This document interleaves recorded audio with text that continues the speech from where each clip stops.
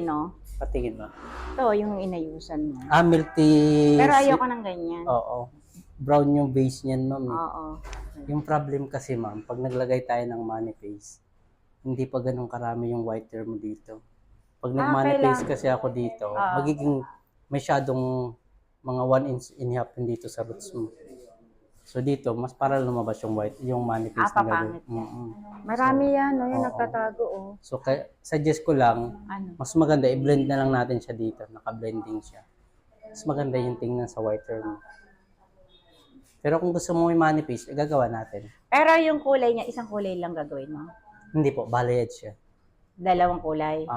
Kasi may previous bleaching ka naman, magiging 5-dimension color niya siya. Pero yung kulay magiging ash, May silver green big, siya. Yun yung ganon. mga dimension niya. Oo. Okay, saya? Dito, maraming whiter sa ilalim. Magtatago lang yan. Sige. Game ka na? Game na. Aware lang kita, mama, kasi another bleach yung gagawin natin. May part na magdadry na dito.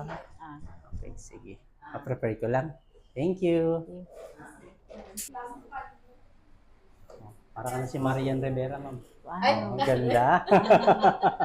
Sino Okay ba? kayo? Yung pinakita mo sa akin, dimension niya. Ayan nga, ganda.